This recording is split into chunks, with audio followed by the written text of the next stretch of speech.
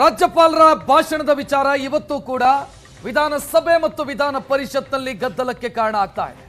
ಇವತ್ತು ಕಲಾಪ ಆರಂಭ ಆಗ್ತಾ ಇದ್ದಂತೆ ಬಿಜೆಪಿ ಸದಸ್ಯರು ಈ ವಿಚಾರವನ್ನು ಪ್ರಸ್ತಾಪ ಮಾಡಿದ್ದಾರೆ. ಪರಿಷತ್ನಲ್ಲಿ ಇದು ಗದ್ದಲಕ್ಕೆ ಕಾರಣ ಆಯಿತು. ನಿನ್ನೆ ರಾಜ್ಯಪಾಲರು ಭಾಷಣ ಮುಗಿಸಿ ನಿರ್ಗಮಿಸೋ ಸಂದರ್ಭದಲ್ಲಿ ಕಾಂಗ್ರೆಸ್ನ ಸದಸ್ಯರು ಗೂಂಡಾವರ್ತನೆ ತೋರಿದ್ದಾರೆ ಅನ್ನೋ ವಿಚಾರವನ್ನ ಬಿಜೆಪಿಯ ಸದಸ್ಯರು ಪ್ರಸ್ತಾಪ ಮಾಡಿದರು. ಅದರಲ್ಲೂ ಬಿಕೆ ಹರಿಪ್ರಸಾದ್ ಅವರು ನಡ್ಕೊಂಡ ರೀತಿಯ ಬಗ್ಗೆ ವಿಪಕ್ಷ ನಾಯಕ ಛಲವಾದಿ ನಾರಾಯಣಸ್ವಾಮಿ ಪ್ರಸ್ತಾಪ ಮಾಡಿದರು. ಇದು ಗಲಾಟೆಗೂ ಗದ್ದಲಕ್ಕೂ ಕಾರಣ ಆಯಿತು. ವಿಧಾನ ಪರಿಷತ್ನ ದೃಶ್ಯವನ್ನ ನೀವು ನೋಡ್ತಾ ಇದ್ದೀರಿ.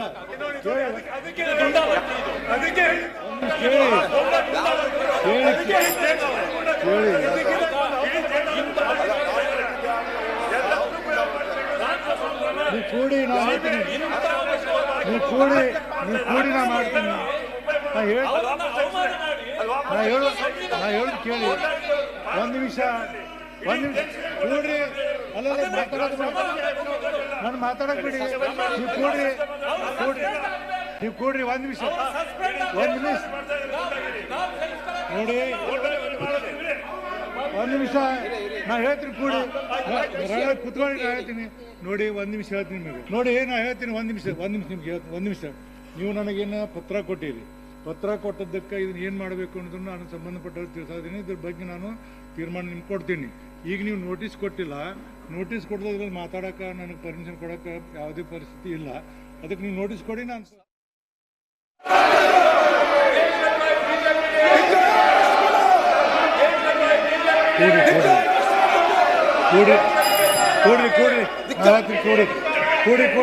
ಕೂಡ್ರಿ ನೀವು ಕೂಡ್ರಿ. ಹರಿಪ್ರಸಾದ್ ಕೂತ್ಕೊಳ್ರಿ. ಈಗ ನಾವು ನೋಟಿಸ್ ಕೊಟ್ಟಿರಿ, ಮಾತಾಡಿರಿ. ಯಾರನ್ನ ಪರ್ಟಿಕ್ಯುಲರ್ ಒಬ್ಬರ ಹೆಸರು ಇದರಲ್ಲಿ ಬರೆದಿಲ್ಲ. ನೀವು ಯಾರನ್ನ ಹೊರಗೆ ಕೇಳಿ, ನಾನು ಮಾತಾಡ್ಬೇಕು ನೋಡು. ಯಾರು ಸ್ಪೆಸಿಫಿಕ್ ಆಗಿ ನೀವು ಹೆಸರು ಬರಲಿ, ಯಾರನ್ನ ಹೊರಗೆ ಹಾಕಬೇಕು ಅನ್ನೋದು ಬರೆದಿಲ್ಲ. ನಾ ಮಾಹಿತಿಯನ್ನು ಕೇಳಿದ್ದೀನಿ. ಆ ಸಂಬಂಧ ನಡೆದು ಜಂಟಿ ಸಂಬಂಧ ಬರಲಿ, ಅದು ಬಂದಂತ ಕೇಳಿ ತಿಳಿಸ್ತೀನಿ. ಆಮೇಲೆ ಹರಿಪ್ರಸಾದ್ ಅವರ ಈ ವಿಷಯಕ್ಕೆ ಸಂಬಂಧ ಬರಂಗಿಲ್ಲ. ನಿಮ್ಮ ಏನಂದ್ರೆ ಈ ಪಾಯಿಂಟ್ ಆಫ್ ಆರ್ಡರನ್ನು ನಾನು ತಿರಸ್ಕಾರ ಮಾಡಿದೆ.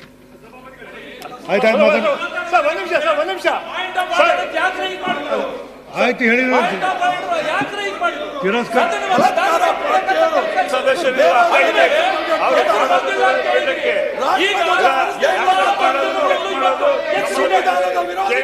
ನೀವು ಓದಿ ಕೊಡಪ್ಪ. ಓದಿ ನಿಮ್ಮ ಪೇಪರ್ ಓದಿ ತಗೊಳ್ಳಿ. ನಿಮ್ಮ ಪತ್ರ ನೋಡಿ. ಒಂದು ನಿಮಿಷ ಹೇಳ್ತೀನಿ. ನೀವು ನನಗೆ ಮಾತಾಡಕ್ಕೆ ಬಿಡ್ಲಿಲ್ಲ ಅಂದ್ರೆ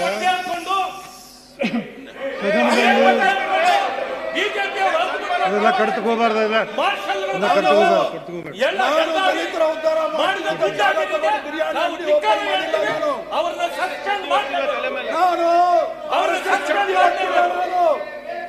ನಾನು ಚಡ್ಡಿ ಹೊತ್ತಿಲ್ಲ. ನಾನು ಸದನದ ಗೌರವದ ಪ್ರಶ್ನೆ ಇದು. ಸಭಾಧ್ಯಕ್ಷರ ಸದನದ ಗೌರವದ ಪ್ರಶ್ನೆ ಇದು.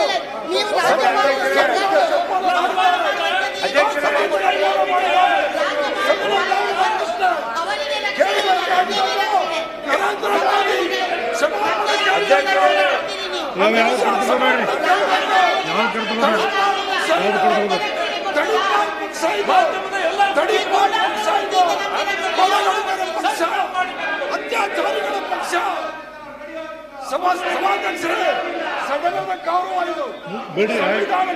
ನೋಡ್ರಿ, ಈಗ ಒಂದು ನಿಮಿಷ.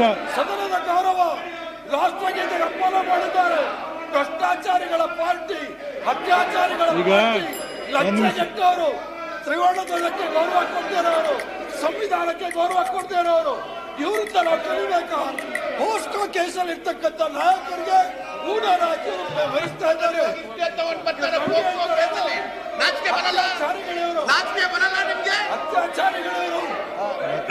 ಅತ್ಯಾಚಾರಿಗಳು ಯಾರ್ದೋ ಹೆಸರು 10 ನಿಮಿಷ ಮುಂದೆ ಬಿಡಲ್ಲ.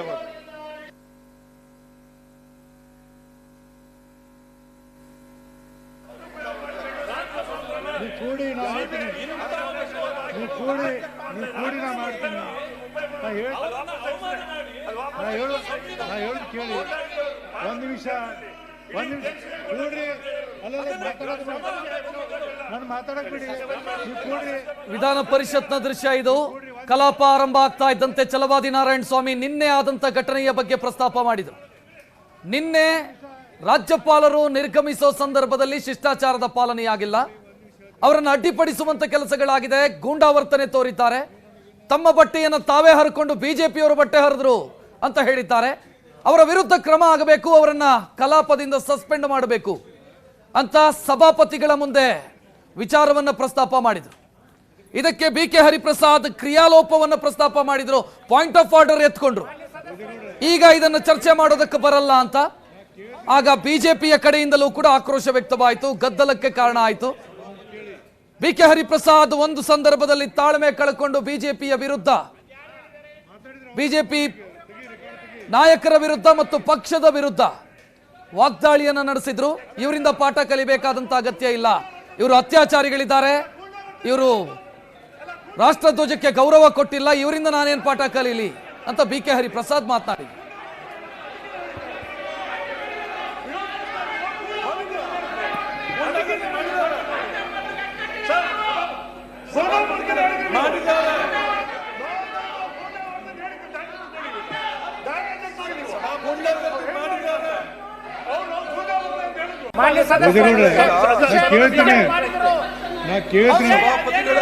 ಒಂದ್ ನಿಮಿಷ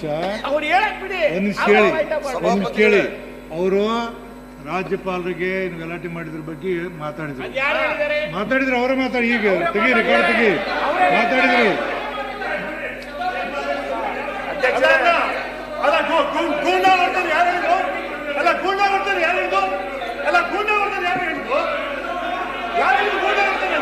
ತೆಗೀರಿ.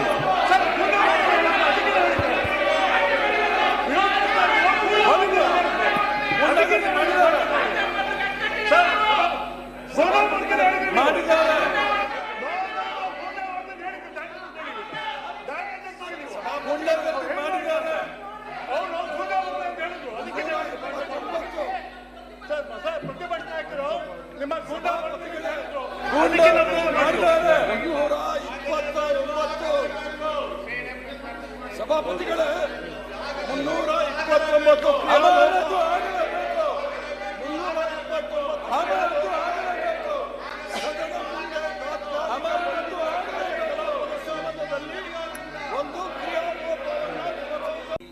ಅಧಿವೇಶನ, ವಿಶೇಷ ಅಧಿವೇಶನವನ್ನು ನೀವು ಯಾವ್ದ್ರ ಪಾಯಿಂಟ್ ಆಫ್ ಆರ್ಡರ್ ಮಾಡಿದ್ದೀರಿ? ಕೇಳ್ರಿ, ನಾ ಕೇಳಾಕತ್ತೀನಿ.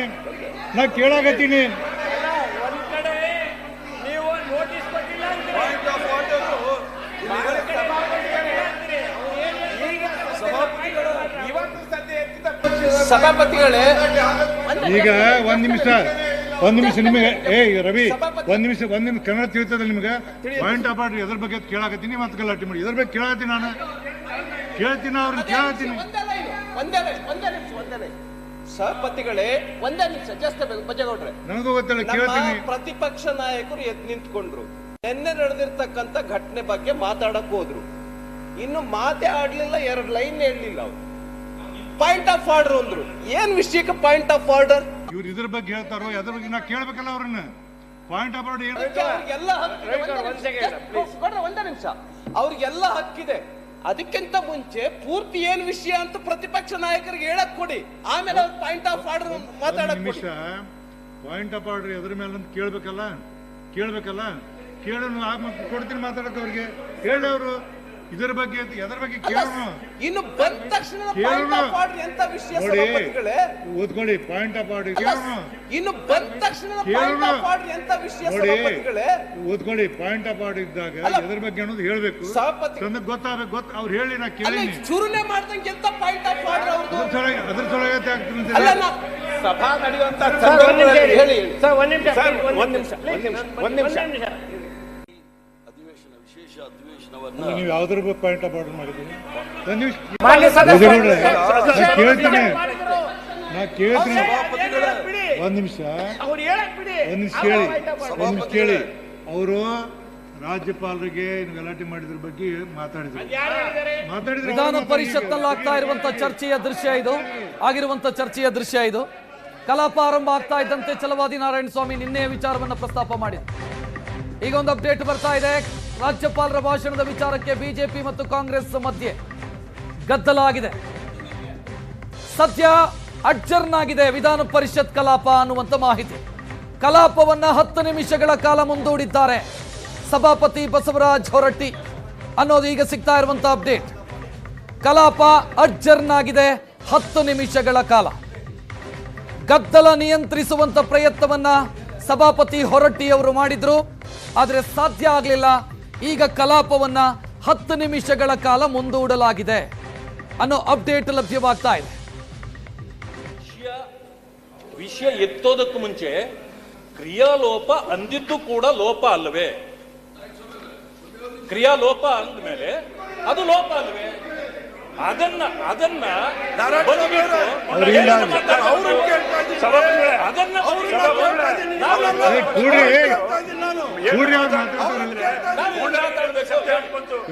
ಒಂದ್ ನಿಮಿಷ ಮಾತಾಡ್ಲಿ ಮಾತಾಡ್ಲಿ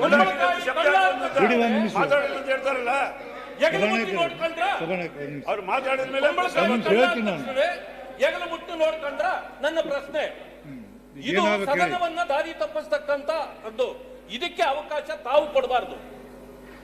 ಈಗ ನನಗೆ ಹೇಳಿದ್ದೀರಿ, ನಾನು ಪ್ರಸ್ತಾಪ ಮಾಡ್ತೇನೆ.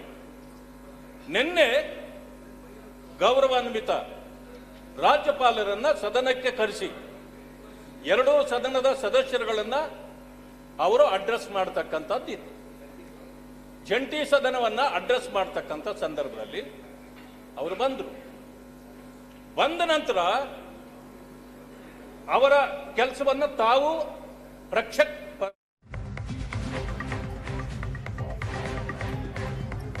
ಇನ್ನು ಬಿಕೆ ಹರಿಪ್ರಸಾದ್ ಅವರ ವರ್ತನೆಗೆ ಪರಿಷತ್ನಲ್ಲಿ ಬಿಜೆಪಿ ನಾಯಕರು ಆಕ್ರೋಶ ವ್ಯಕ್ತಪಡಿಸಿದ್ದಾರೆ.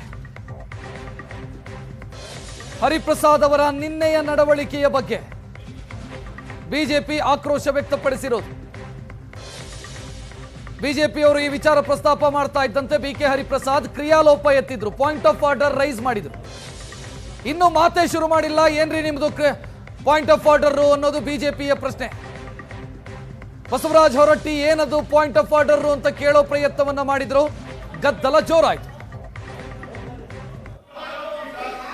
ಲಘು ಪ್ರಕಟಣೆ ನೀವು ಇದು ಪಾಯಿಂಟ್ ಆಫ್ ಆರ್ಡರ್ ಈಗ ಹೇಳ್ತೀನಿ. ಒಂದ್ ನಿಮಿಷ ತಡೀರಿ. ಒಂದ್ ನಿಮಿಷ ತಡೀರಿ ರೀ. ಒಂದ್ ನಿಮಿಷ ಅರುಣ್ ನಿನ್ನ ಕೇಳು. ಒಂದ್ ನಿಮಿಷ ತಡೀರಿ. ರಾಷ್ಟ್ರಗೀತೆಯನ್ನು ನುಡಿಸಲಾಗುವುದು.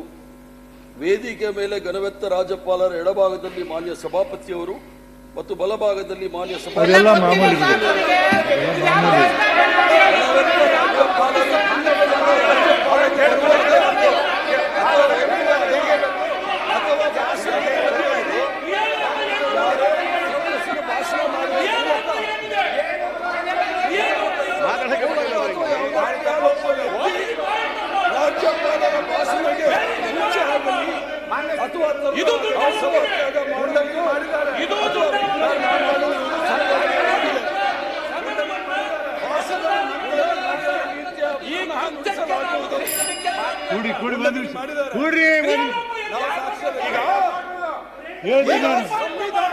ಹೇಳ್ತೀನಿ.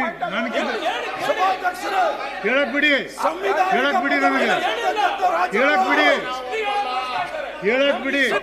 ಈಗ ಕ್ರಿಯಾಲೋಪ ಹೇಳ್ತೀನಿ ಕೇಳಿ. ಸಂವಿಧಾನಿಕ ರಾಷ್ಟ್ರಗೀತೆಗೆ ಅಪ್ಪಣೆ ಮಾಡಿದ್ದಾರೆ.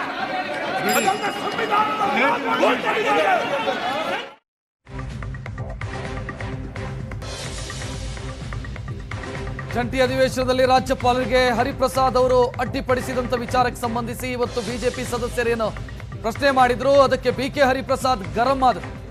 ಈ ಲಫಂಗಗಳಿಂದ ನಾನು ಪಾಠ ಕಲಿಬೇಕಾದಂತ ಅಗತ್ಯ ಇಲ್ಲ, ಪೋಕ್ಸೋ ಕೇಸ್ ಇರುವಂತ ಲಫಂಗಗಳಿವರು ಅಂತ ಬಿಜೆಪಿಯ ವಿರುದ್ಧ ಹರಿಪ್ರಸಾದ್ ಕಿಡಿಕಾರಿ. ಅದೆಲ್ಲ ಮಾಮೂಲಿ.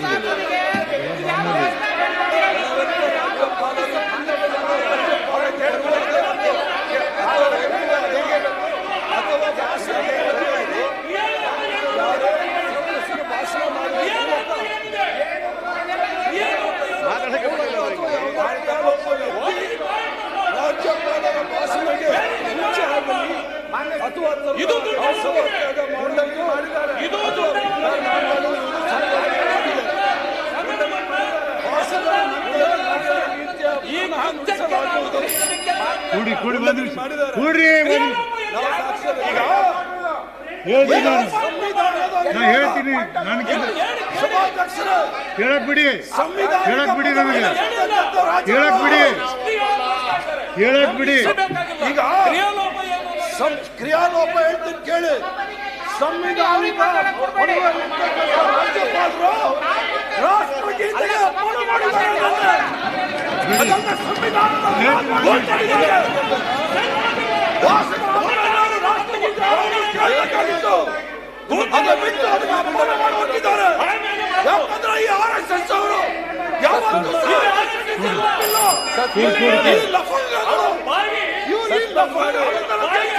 ಬೇಕಾಗಿಲ್ಲ.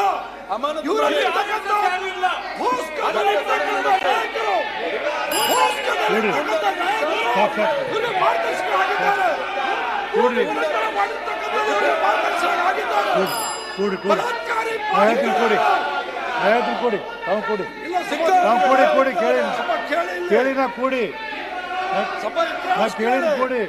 ಬಲಾತ್ಕಾರಿ ಪಾರ್ಟಿಗಳವರು ಕೇಳಿನ ಕೂಡ್ರಿ ಬಲಾತ್ಕಾರಿ ಪಾರ್ಟಿಗಳವರು ಯಾವುದೇ ಹೆಣ್ಣು ಮಕ್ಕಳ ಮೇಲೆ ಬಿಟ್ಟಿಲ್ಲ. ಪೋಸ್ಕೋ ಕೇಸಲ್ಲಿ ಪೋಕ್ಸೋ ಕೇಸಲ್ಲಿ ಇರ್ತಕ್ಕಂಥವ್ರು ಗದ್ದಲದ ಮಧ್ಯೆ ಪರಿಷತ್ ಕಲಾಪ ಅಡ್ಜರ್ನ್ ಆಗಿದೆ. ಇನ್ನು ವಿಧಾನಸಭೆಯಲ್ಲೂ ಕೂಡ ಇದೇ ವಿಚಾರ ಪ್ರಸ್ತಾಪ ಆಗಿದೆ. ವಿಪಕ್ಷ ನಾಯಕ ಆರ್ ಅಶೋಕ್ ಪ್ರಸ್ತಾಪಿಸಿದ್ದಾರೆ ಇದನ್ನು. ನಿನ್ನೆ ಸ್ಪೀಕರ್ ಯುಟಿ ಖಾದರ್ ರೂಲಿಂಗ್ ಕೊಡ್ತೀನಿ ಅಂತ ಹೇಳಿದ್ರು, ಇವತ್ತು ನಿರ್ಣಯ ಕೊಡ್ತೀನಿ ನಾನು ಅಂತ ಅದನ್ನೇ ಪ್ರಸ್ತಾಪ ಮಾಡಿದ್ರು ಆರ್ ಅಶೋಕ್. ಗದ್ದಲ ಮಾಡಿದಂತ ಶಾಸಕರ ವಿರುದ್ಧ ಏನ್ ಕ್ರಮ ಅನ್ನೋದು ಆರ್ ಅಶೋಕ್ ಅವರ ಪ್ರಶ್ನೆ. ಸ್ಪೀಕರ್ ನಾಡಿದ್ದು ರೂಲಿಂಗ್ ಕೊಡ್ತೀನಿ ಅಂತ ಮತ್ತೆ ಹೇಳಿದ್ರು, ಇವತ್ತು ನಾಡಿದ್ದಲ್ಲ ಇವತ್ತೇ ರೂಲಿಂಗ್ ಕೊಡಿ, ಅವರ ವಿರುದ್ಧ ಏನ್ ಕ್ರಮ ಅನ್ನುವಂತ ಪ್ರಶ್ನೆಯನ್ನ ಕೇಳಿದ್ರು. ಕಾಂಗ್ರೆಸ್ ನಾಯಕರು 2ನೇ ಬಾರಿ ರಾಷ್ಟ್ರಗೀತೆ ಹಾಡಿಲ್ಲ ಅಂತ ಹೇಳ್ತಾರೆ. ಏನ್ ರಾಜ್ಯಪಾಲರು ಸ್ವಿಚ್ ಹಾಕೋದಕ್ಕಾಗತ್ತಾ? ಯಾರು ಹಾಕಬೇಕಿತ್ತು ರಾಷ್ಟ್ರಗೀತೆಯನ್ನ ಅಂತ ಆರ್ ಅಶೋಕ್ ಅವರು ಪ್ರಶ್ನಿಸಿದರು. ಕೆಲವೇ ವಿಚಾರ. ಈಗ ನಾವು ಗೌರವಾನ್ವಿತ ರಾಜ್ಯಪಾಲರನ್ನ ಬಹಳ ಗೌರವದಿಂದ ತಾವು ಹೋಗಿದ್ರಿ ಬ್ಯಾಂಡ್ ಓಡಿಸಿ ಬ್ಯಾಂಡ್ ಸೌಂಡ್ ಎಲ್ಲ ಮಾಡಿ ಕರ್ಕೊಂಬಂದ್ರಿ ತಾವೆಲ್ಲರೂ ಕೂಡ. ಅವರು ರಾಜ್ಯಪಾಲರ ಭಾಷಣವನ್ನ ಎಷ್ಟು ಹೇಳಬೇಕು ಅಷ್ಟು ಹೇಳಿದ್ದಾರೆ, ಕೊನೆಗೆ ಜೈ ಹಿಂದ್ ಅಂತ ಹೇಳಿದ್ದಾರೆ. ಹೋಗ್ಬೇಕಾದ್ರೆ ನೀವು ಜೊತೆಲಿ ಬಂದಂತ ಅಷ್ಟು ಜನ ನೀವು ಕರ್ಕೊಂಬರೋವಾಗ ಗೌರವಿತವಾಗಿ ಕರ್ಕೊಂಬಂದ್ರಿ. ಹೋಗ್ಬೇಕಾದ್ರೆ ನೀವ್ ಯಾರು ಅವ್ರ ಬೆಂಬಲಕ್ಕೆ ಬರ್ಲಿಲ್ಲ. ಯಾರು ಹೇಳಿದ್ದು? ನಾನೇ ಹೇಳ್ತಾ ಇದ್ದೀನಲ್ಲ, ವಿಡಿಯೋ ನೋಡಿ, ಅಧ್ಯಕ್ಷರೇ ನೀವು ದಾಖಲೆ ನೋಡಿನೇ ಮಾತಾಡಿ. ಇಲ್ಲಿ ವಿಡಿಯೋ ನೋಡಿ, ಇಲ್ಲಿ ಹರಿಪ್ರಸಾದ್ ಅವರು ಹೇಳಿದ್ದಾರೆ ನನ್ನ ಬಟ್ಟೆ ಎಲ್ಲ ಹರಿದಾಕ್ಬಿಟ್ರು ಅಂತ. ಅಲ್ಲ ಇರ್ಲಿ, ಬಟ್ಟೆ ಹರಿದಾಕಿದ್ರೆ ವಿಧಾನಸಭೆಯಲ್ಲಿ ಬಟ್ಟೆ ಹರಿದಾಕಿದ್ರೆ ದೊಡ್ಡ ವಿಚಾರ ಅಲ್ಲ ಅಧ್ಯಕ್ಷರೇ. ಒಬ್ಬ ಸದಸ್ಯ, ಸೀನಿಯರ್ ಸದಸ್ಯ, ಜನರಲ್ ಸೆಕ್ರೆಟರಿ ಆಗಿದ್ದವ್ರು ಕಾಂಗ್ರೆಸ್ ಪಾರ್ಟಿಗೆ, ಅವರೇ ಬಟ್ಟೆ ಹರಿದಾಕೊಂಡು ಅಲ್ಲ ಅವ್ರು ಹೇಳಿದ್ದು ಹರಿದಾಕಿದಾರೆ ಅಂತ. ಯಾರು ಹರಿದಾಕಿದ್ರು? ಅವ್ರ ಹೆಸರು ಹರಿಪ್ರಸಾದ್. ಹರಿದೋಯ್ತು, ಪ್ರಸಾದದ್ದು ಹರಿದೋಯ್ತು, ಹರಿಪ್ರಸಾದ್ ಹರಿದೋಯ್ತು. ಅವ್ರ ಬಟ್ಟೆ ಹರಿದೋಯ್ತದೆ. ಅದನ್ನ ರೆಸ್ಪಾನ್ಸಿಬಿಲಿಟಿ ನೀವು ತಗೊಂಡು ಯಾರು ತಗೊಂಡ್ಬೇಕು? ನೀವೀಗ ಅವ್ರ ಅಧಿವೇಶನಕ್ಕೆ ನೀವೇನಾನ ಅಲ್ಲಿ ಹೋಗಿದ್ರೆ, ಮೇಲ್ಮನೆಗೆ ಹೋಗಿ ನೀವು ಕೂತ್ಕೊಂಡಿದ್ರೆ ಅಲ್ಲಿನ ಸಭಾಪತಿ ಆಕ್ಷನ್ ತಗೊಬೇಕಾಯ್ತು. ನೀವು ಒಬ್ಬ ಸದಸ್ಯನ ಬಟ್ಟೆ ಹರಿದು ಹಾಕಿದ್ರೆ, ನೀವು ಏನೂ ಆಗಿಲ್ಲ ಅಂತ ಹೇಳಿದ್ರೆ ಅದು ನಿಮ್ ಪೀಠಕ್ಕೆ ಅಗೌರವ ಆಗ್ತೈತೆ ಅಧ್ಯಕ್ಷರೇ.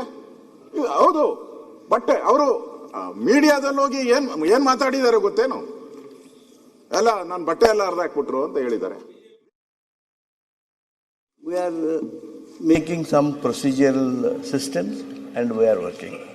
ನಾನು ಆದ್ರಿಂದ ಅವರೇನು ಈ ರೂಲ್ಸ್ ರೆಗ್ಯುಲೇಷನ್ಸ್ ಅಂತ ಹೇಳಿದರು ಅದನ್ನ ಬಿಟ್ಟು ಸಂವಿಧಾನಕ್ಕೆ ಹೋಗ್ತೇನೆ. ಸಂವಿಧಾನಕ್ಕೆ ಹೋದಂಥ ಸಂದರ್ಭದಲ್ಲಿ ನೀವು ಯಾರೂ ಅಲ್ಗಳೆಯೋದಕ್ಕೆ ಸಾಧ್ಯ ಇಲ್ಲ. Governor is bound by the constitution of India. Governor is not above Constitution. Governor is a custodian of Constitution. Governor is a custodian. He is not above Constitution. What this Constitution 176 says, ಮಾನ್ಯ ಸುರೇಶ್ ಕುಮಾರ್ ಅವರು ಆ ಸಂವಿಧಾನವನ್ನು ಗಮನಿಸಿದ್ರಿ ಅಂದ್ರೆ, ರಾಜ್ಯ ಆಯ್ತು, ಓದ್ಲಿಲ್ಲ, ಆಯ್ತು, ಪೂರ್ಣ ಓದ್ಲಿಲ್ಲ ಅಂತ ಇಟ್ಕೊಳ್ಳೋಣ. ಆದ್ರೆ ಅವರು ನ್ಯಾಷನಲ್ ಆಂಥಮ್ನ ಏನು ರಾಷ್ಟ್ರಗೀತೆ ಇದೆ ಅದನ್ನ ಮುಗಿಸಿ ಹೊರಗಡೆ ಹೋಗ್ಬೇಕಾಯ್ತು. ಅದು ತಪ್ಪಾಗಿದೆ. ಆ ತಪ್ಪನ್ನ ಮೊದಲು ಈ ಸದನದಲ್ಲಿ ಚರ್ಚೆ ಆಗುತ್ತೆ. ರಾಷ್ಟ್ರ ಧ್ವಜಕ್ಕೆ, ರಾಷ್ಟ್ರಗೀತೆಗೆ ಅವಮರ್ಯಾದೆ ಮಾಡ್ತಕ್ಕಂಥದ್ದು ಮಹಾ ದೊಡ್ಡ ಅಪರಾಧ. ಇದು ಚರ್ಚೆ ಆಗ್ಬೇಕು ಈ ಸದನದಲ್ಲಿ. ಈಗ ಇವರು ಈ ಯಾರೋ ಗೊತ್ತಿಲ್ದಲೆ ಏನು ರಾಜ್ಪಾಲ್ ರಂಗ ಓದ್ದಲೆ ಅಂತೇಳಿ 2-3 ಜನ ಗೊತ್ತಿಲ್ದಲೆ ಏನೋ ಮಾಡಿರ್ಬೋದು. ಅದೇನೋ ಮಹಾ ದೊಡ್ಡ ಅಪರಾಧ ಅದು ಅಂತೇಳಿ ಏನ್ ದೊಡ್ಡ ಇದ್ ಮಾಡ್ತಾ ಇದ್ದೀರಲ್ಲ ನೀವು. ರಾಷ್ಟ್ರಗೀತೆಗೆ ಈ ದೇಶದ ಪ್ರಧಾನಮಂತ್ರಿ ಮಾಡ್ಲಿ.